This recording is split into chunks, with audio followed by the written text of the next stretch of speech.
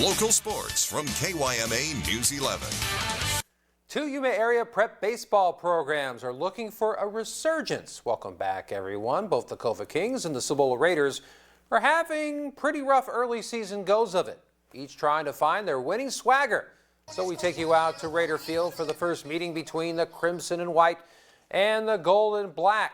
We're going to pick this thing up in the bottom of the second. Roberto Mendoza is going to force Jake Lofton into an infield pop fly to Aiden Rodriguez at second for the first out.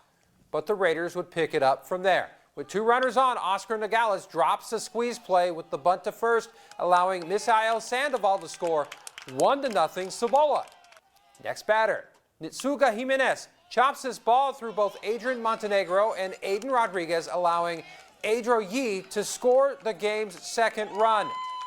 The Kings would try to stop the bleeding as Silvestri Kiriel grounds his ball to Tony Alvarez, who tosses it home where Angel Fregoso easily tags out Nogales to prevent the would-be run. But the Raiders would not be stopped. This time Antonio Torres drives his offering to right center, bringing in two more Cibola runs. The Gold and Black get back on track with the 11-3 win. Meanwhile, on Yuma's north side, the Smooth Criminals played a home doubleheader against Dysart, with Justin Bounce getting the start for Yuma in game number 2. Top fourth, he was dialed in with his pitches as Bounce struck out the first two batters of the inning.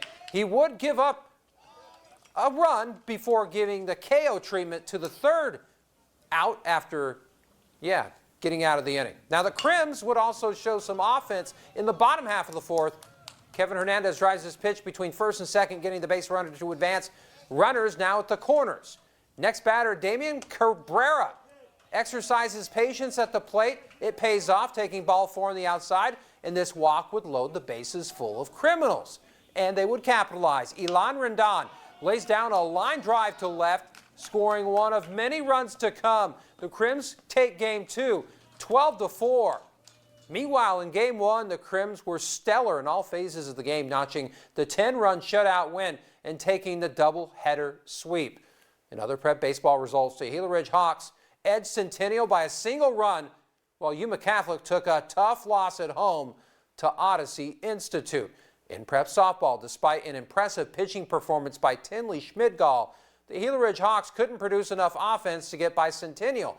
This while Kofa and Cibola got into a slugfest, but the Lady Raiders edged the Crimson and White by a pair of runs. And in Major League Baseball, San Diego Padres star Fernando Tatis Jr. left the game against the Giants last night with a shoulder injury.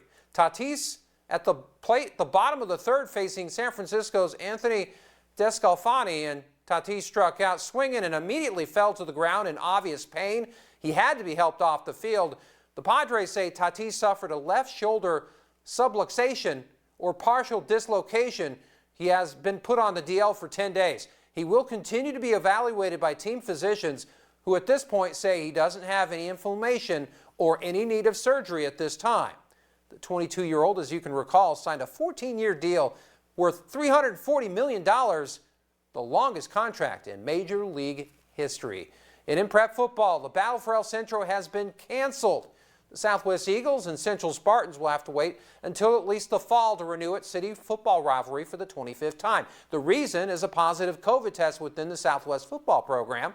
The Eagles players and coaches are currently undergoing testing and isolation protocols. It's not yet determined as to whether or not the Eagles will still play their season finale against Imperial on April 16th.